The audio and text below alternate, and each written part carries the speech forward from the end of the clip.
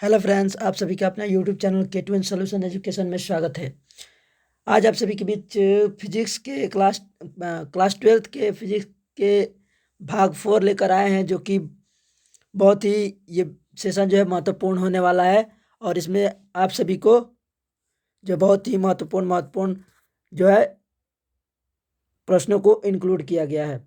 तो चलिए बिना टाइम वेस्ट किए हुए चलते हैं सीधे अपने उन प्रश्नों की ओर। और आप लोगों से रिक्वेस्ट है कि आप लोग अगर मेरे यूट्यूब चैनल पर नए होंगे तो सब्सक्राइब कर लें, और इससे रिलेटेड नोटिफिकेशन पाना चाहते हैं तो बेल आइकन को दबा लें। तो चलिए चलते हैं सीधे अपने प्रश्नों की ओर। देखिए, ये प्रश्न जो है वो कई बार एग्जामों में पूछा गया है। जैसे पूछा जाता है कि अपवर्तनांक क्या है, ठीक है, यानी कि रिफ्रैक्टिव इंडेक्स क्या है, ठीक है, अपवर्तनांक क्या है। तो देखिए इसका आंसर होगा, यह प्रकाश के चालों का अनुपात है। अपवर्तनांक क्या है?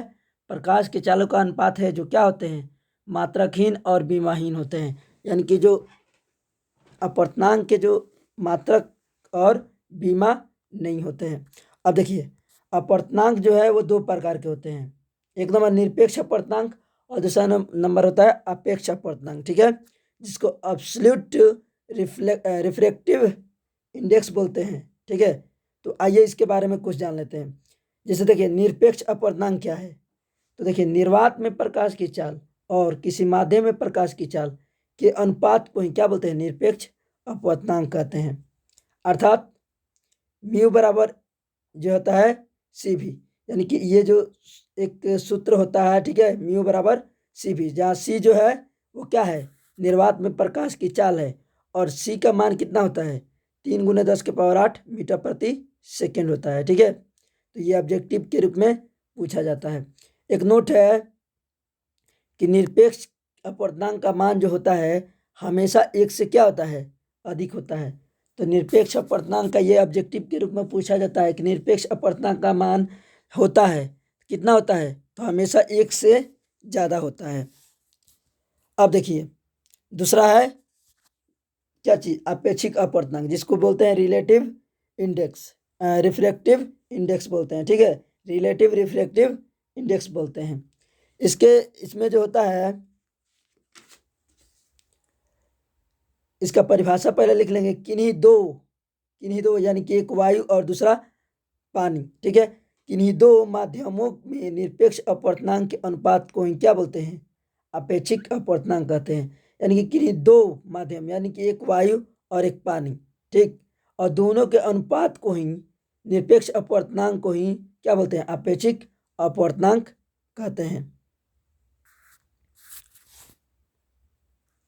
अर्थात mu mu one mu one mu two, okay, mu one two one, mu one one two, ठीक है, इसको पढ़ते हैं म्यू वन वन टू, ठीक है, बराबर V1/V2। तो इस पे जो है न्यूमेरिकल कई तरह से पूछा जाता है, ठीक है।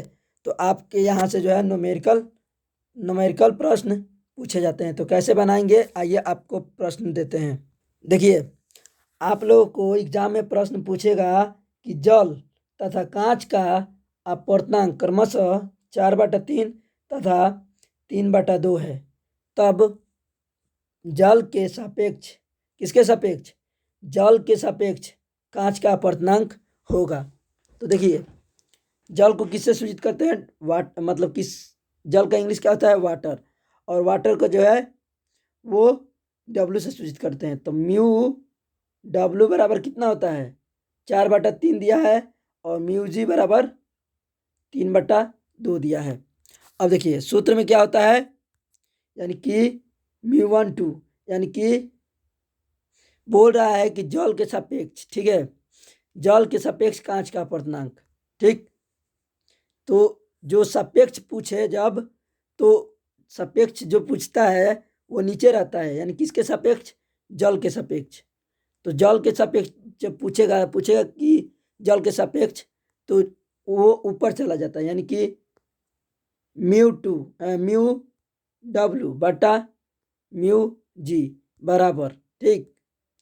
तो इसको ऐसे लिखे हैं म्यू टू म्यू W2G, ठीक है, बराबर म्यू जी बटा म्यू डब्ल्यू। ओके, अब देखिए यहाँ पे मान रखेंगे जी का, यानी कि कांच का मान रखेंगे 3/2, और यहाँ पे रखेंगे वाटर का मान 4/3।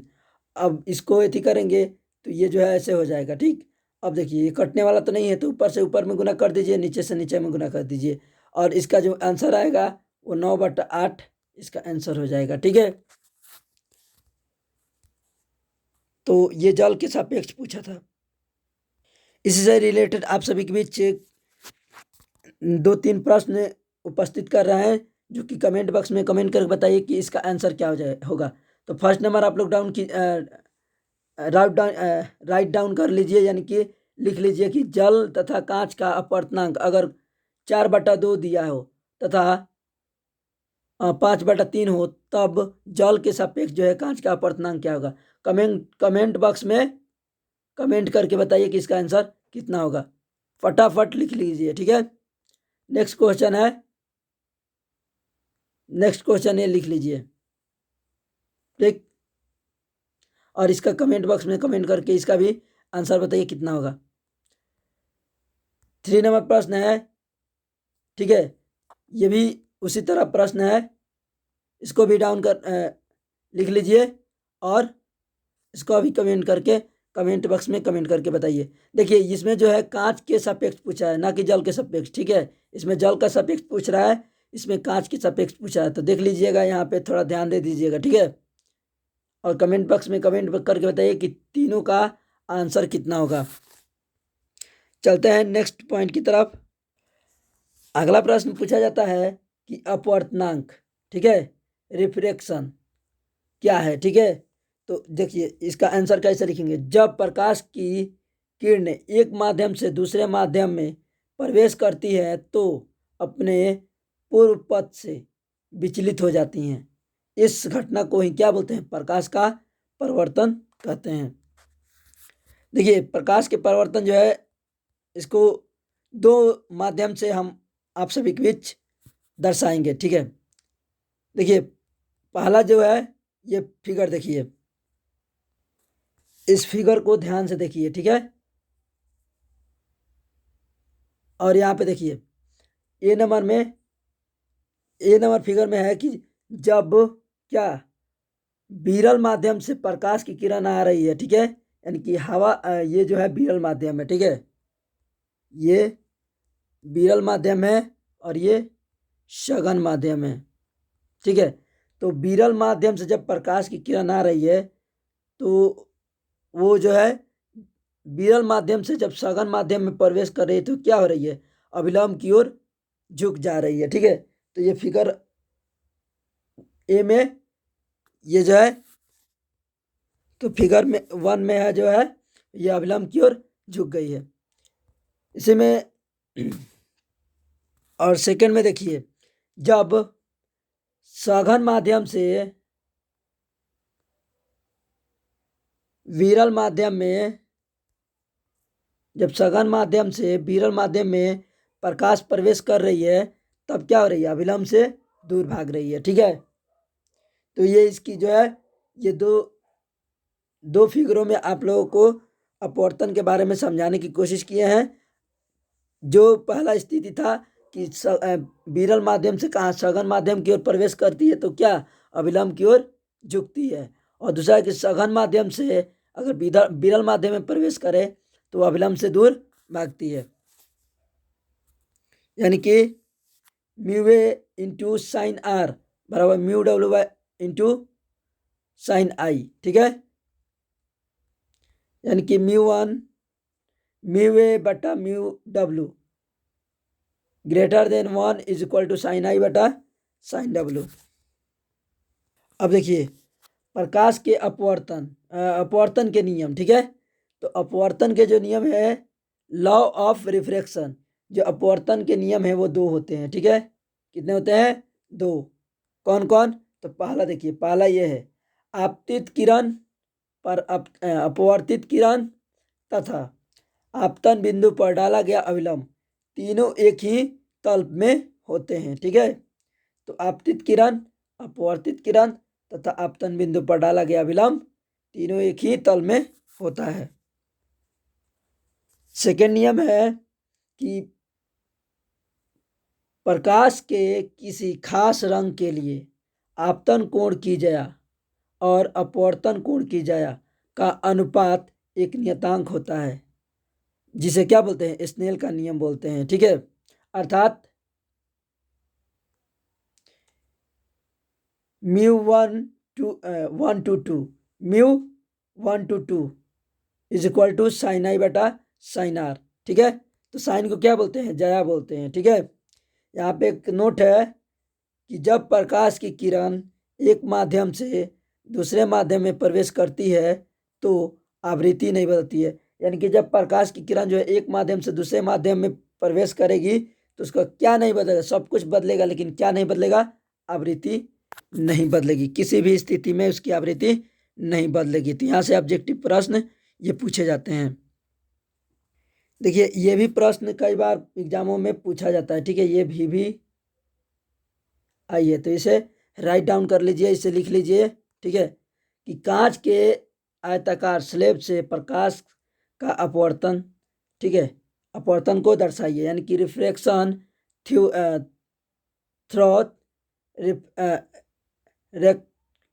Rectangular glass slab. ओके, तो ये जो फिगर दिख रहा है ये जो है कांच का एक स्लैब है जिससे प्रकाश की किरण जो है पहले विरल माध्यम से आ रही है और सघन माध्यम में प्रवेश कर रही है, तो क्या अभिलंब की ओर झुक जा रही है। ये नियम में पढ़ा है, अभी भी बताया है कि जब प्रकाश की किरण सघन माध्यम से विरल माध्यम से सघन माध्यम में प्रवेश करती है तो अभिलंब की ओर झुक जाती है, और फिर जब सघन माध्यम से विरल माध्यम में प्रवेश करती है तो ये अभिलंब से दूर भागती है। तो ये जो है अभिलंब है तो इससे दूर भागती है, तो यहाँ से ये दूर जा रही है। ठीक है,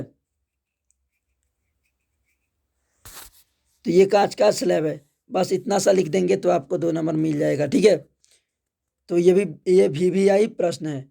चलता है नेक्स्ट प्रश्न की ओर। अगला प्रश्न है पूर्ण आंतरिक परिवर्तन। ये भी जो है भी आई है। ठीक है, ये भी कई बार एग्जामों में पूछा गया है। ठीक है, तो इसे भी आप लोग लिख लीजिएगा, याद कर लीजिएगा। देखिए, इसमें प्रश्न पूछा जाता है कि पूर्ण आंतरिक परिवर्तन क्या है, यानी कि टोटल इंटरनल रिफ्रैक्शन क्या है। ठीक है, तो इसका आंसर देखिए, जब प्रकाश की किरण सघन माध्यम से विरल माध्यम में प्रवेश करती है तो जैसे जैसे आपतन कोण का मान बढ़ाया जाता है वैसे वैसे अपवर्तन कोण का मान भी बढ़ जाता है। एक ऐसा स्थिति आती है जब प्रकाश की किरण संपर्की सतहों का अनुसरण करके चलने लगती है। यदि आपतन कोण का मान थोड़ा और बढ़ाया जाए तो प्रकाश की किरण विरल माध्यम में ना जाकर सघन माध्यम में ही वापस लौट आती है और इस घटना को पूर्णांतिक परिवर्तन कहते हैं। देखिए, यहाँ पे एक फिगर के माध्यम से आप लोगों के बीच समझाने की कोशिश करेंगे। जैसे फिगर ए में देखिए, जब प्रकाश की किरण सघन माध्यम से विरल माध्यम में जा रही है तो ये क्या अभिलंब से दूर है। ठीक है, ठीक जा रही है। फिर देखिए फिगर बी में देखिए, जब प्रकाश की किरण सघन माध्यम से इसको थोड़ा सा और बढ़ाते हैं तो ये जो है मतलब इसको पहले देखिए यहाँ से है, फिर इसको थोड़ा सा इधर बढ़ाए हैं, इसके इधर बढ़ाए हैं। ठीक है, तो इधर बढ़ाए हैं तो प्रकाश की किरण क्या हो गई है, संपर्की सतह का अनुसरण करके चलने लगी है। यानी कि ये जो किरण है ये संपर्की सतह का अनुसरण करके चलने लगी है। ठीक है, अगर थोड़ा सा और सी में देखिए, थोड़ा सा और आपतन कोण का मान बढ़ाया जाए। ठीक है, तो इसका मान जो है इसका थोड़ा सा और बढ़ाया जाए तो ये जो है सघन विरल माध्यम में ना जाकर सघन माध्यम में ही वापस लौट आएगी जो ये किरण है। ठीक है, तो यहाँ पे यही बताया गया है। ठीक है, चलते हैं नेक्स्ट प्रश्नों की ओर। देखिए अगला है कि पूर्ण आंतरिक परिवर्तन के लिए आवश्यक शर्त, कौन कौन सी आवश्यक शर्तें हैं, ये भी पूछा जाता है प्रश्न में। ठीक है, एग्जाम में आपका ये भी प्रश्न पूछा जाता है। तो देखिए प्रकाश को सघन माध्यम से विरल माध्यम में चलना चाहिए। तो इसके लिए शर्त क्या है कि प्रकाश को जो है सघन माध्यम से कहाँ पे, विरल माध्यम में चलना चाहिए। और सेकंड है कि आपतन कोण का मान क्रांतिक कोण से अधिक होना चाहिए। ठीक है, आपतन कोण का मान क्रांतिक कोण से अधिक होना चाहिए। अब का अगला प्रश्न है कि क्रांति कोण यानी कि क्रिटिकल एंगल यानी कि क्रांति कोण क्या है। तो देखिए ये भी प्रश्न जो है VVI है। ठीक है, ये भी यहाँ से न्यूमेरिकल, ऑब्जेक्टिव और सब्जेक्टिव तीनों प्रकार के प्रश्न पूछे जाते हैं। तो देखिए अगर सब्जेक्टिव में पूछता है कि क्रांति कोण क्या है, तो देखिए 90 डिग्री अपवर्तन कोण के संगत आपतन कोण की को ही क्रांति कोण कहते हैं। इसका डेफिनेशन कोई भारी नहीं है। ठीक है, देखिए 90 डिग्री अपवर्तन कोण के संगत आपतन कोण को ही क्रांति कोण कहते हैं। क्रांति कोण को IC या θC से सूचित करते हैं। ठीक है, ये देखिए ये एक फिगर है। ठीक, अब देखिए इसमें ये 2 नंबर में पूछता है या फिर 5 नंबर में पूछता है। ठीक है, कि क्रांति कोण तथा अपवर्तनांक के बीच संबंध बताएं। Relation between critical angle and refractive index. Okay, तो देखिए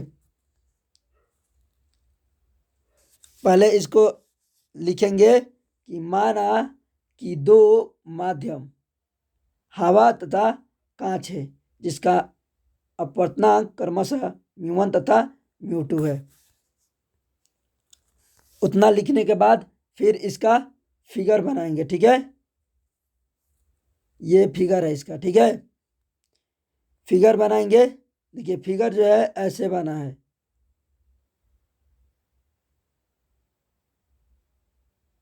ये 90 डिग्री है, ये IC है, या फिर लिखो θC लिखो। ठीक है, और ये जो है ये क्या चीज़ है, सघन माध्यम है, ये विरल माध्यम है। ठीक, इसके बाद देखो स्नेल के नियमानुसार, तो स्नेल का नियम क्या होता है, μ2 sin I बटा μ1 sin 90 डिग्री। देखिए यहाँ पे साइन ये I का मान I दिया है और साइन R की जगह पर कितना रखेंगे, sin 90। ठीक है, अब देखिए sin 90 का मान कितना होता है 1, और 1 में म्यू से गुना करो तो μ1 ही होगा। ठीक है, सिर्फ म्यू हो जाएगा। ठीक है, तो μ2 sin I बराबर μ1। तो देखिए इसको इधर लेकर आएंगे और इसको इधर लेकर जाएंगे, तो यहाँ पे μ2 बटा μ1 बराबर बटा 1 बटा साइन I। ठीक, तो μ1 to 2 इज इक्वल बराबर 1 बटा साइन IC। ठीक, तो ये जो है इसका सूत्र हो गया। यहाँ से न्यूमेरिकल पूछता है। अगला प्रश्न है, ये जो है ये भी VVI है, जो कि BSEB बोर्ड में कई बार प्रश्न ये पूछे गए हैं कि प्रकाश तंतु क्या है, यानी कि ऑप्टिकल फाइबर क्या है। ठीक, या फिर लाइट पाइप। ठीक, लाइट पाइप पूछे या फिर ऑप्टिकल फाइबर पूछे या फिर प्रकाश तंतु क्या, अधिकतर पूछता है प्रकाश तंतु क्या है। ठीक है, जिसको इंग्लिश में ऑप्टिकल फाइबर बोलते हैं। कभी कभी ऑप्टिकल फाइबर भी पूछता है कि ऑप्टिकल फाइबर क्या है। तो कंफ्यूज नहीं होना है, दोनों तीनों एक ही नाम है। ठीक है, एक ही नाम है। प्रकाश तंतु को इंग्लिश में ही बोलते हैं ऑप्टिकल फाइबर या फिर लाइट पाइप। तो इसका परिभाषा जो होगा ऐसे होगा, प्रकाश तंतु एक प्रकार की ऐसी युक्ति है जिसकी सहायता से बहुत ही कम तीव्रता यानी तीव्रता हानि पर प्रकाश को एक स्थान से दूसरे स्थान पर भेजा जाता है। तो प्रकाश तंतु क्या है, एक प्रकार की युक्ति है जिसकी सहायता से क्या होता है, बहुत ही कम तीव्रता हानि पर क्या होता है, प्रकाश को एक स्थान से दूसरे स्थान तक भेजते हैं। देखिए ये जो दिख रहा है ये क्या चीज़ है, ऑप्टिकल फाइबर। इसमें देखिए ये जो छड़ दिख रहा है इसको बोलते हैं क्लैडिंग, ओके। और ये जो छड़ दिख रहा है ये इसमें जो है लाइट है, ठीक है, ये लाइट है, ठीक, और ये बाहर निकल गया है। और इसमें ये जो पतला सा लाइन दिख रहा है इसको बोलते हैं क्रोड, ठीक है। और ये जो लाइन है इसको बोलते हैं जैकेट, ठीक। आइए इसके सिद्धांत के बारे में ऑप्टिकल फाइबर के क्या सिद्धांत है। देखिए यह पूर्ण आंतरिक परावर्तन के सिद्धांत पर कार्य करता है। तो ऑप्टिकल फाइबर किस सिद्धांत पर कार्य करता है, ये ऑब्जेक्टिव के रूप में पूछा जाता है, ठीक है, कि ऑप्टिकल फाइबर किस सिद्धांत पर कार्य करता है, तो पूर्ण आंतरिक परावर्तन के सिद्धांत पर कार्य करता है। आगे प्रश्न पूछता है इसी में कि क्रोड क्या है, ये 5 नंबर में प्रश्न पूछता है, ठीक है, क्रोड। तो देखिए यही सब मिलाकर लिखना पड़ता है। पूछता है कि ऑप्टिकल फाइबर क्या है, उसके सिद्धांतों को और उसके प्रकारों को लिखें। तो देखिए इसके मुख्य भाग तो 3 होते हैं। ऑप्टिकल फाइबर के मुख्य भाग कितने होते हैं, 3। कौन कौन, क्लैडिंग, क्रोड और जैकेट, ठीक। तो यहाँ पे देखिए, यहाँ पे पढ़ेंगे क्रूड, पहले जो पढ़ेंगे वो क्रूड पढ़ेंगे। तो देखिए यह ऑप्टिकल फाइबर का केंद्रीय भाग होता है जो उच्च कोटि के कांच अथवा क्वार्ट्ज से बना होता है। इसका अपवर्तनांक क्लैडिंग से ज़्यादा होता है, ठीक। इसमें अगला है क्लैडिंग, कि क्लैडिंग क्या है। तो क्रूड के चारों ओर संकेंद्रीय रूप से कांच का एक आवरण होता है जिसे क्लैडिंग कहते हैं। अब देखिए अंतिम इसमें पॉइंट है जैकेट। तो ऑप्टिकल फाइबर को बाह्य रगड़ से बचाने के लिए पॉलीयुरेथेन नामक पदार्थ से निर्मित एक सुरक्षा युक्ति का उपयोग किया जाता है जिसे हम जैकेट कहते हैं। तो किस प्रकार के पदार्थ का, तो पॉलीयुरेथेन एक पदार्थ का नाम है, उसका उपयोग करते हैं इसे बाहरी जो है रगड़ से बचाने के लिए। अगर इसके उपयोग के बारे में बात कर ले कि ऑप्टिकल फाइबर यानी कि तंतु का जो है उपयोग कहाँ किया जाता है, तो पहले जो है चिकित्सा के क्षेत्र में ऑप्टिकल फाइबर को उपयोग जो है पहले नंबर चिकित्सा के क्षेत्र में, और दूसरा प्रकाश को कम तीव्रता हानि पर एक स्थान से दूसरे स्थान तक पहुंचाने में, ले जाने में इसका उपयोग किया जाता है, किसका, ऑप्टिकल फाइबर को। तो इसी के साथ आज का सेशन खत्म हुआ। कमेंट बॉक्स में कमेंट करके बताइए कि ये वीडियो आप सभी को कैसा लगा। तो चलिए मिलते हैं नेक्स्ट वीडियो में। Thank you for watching this video.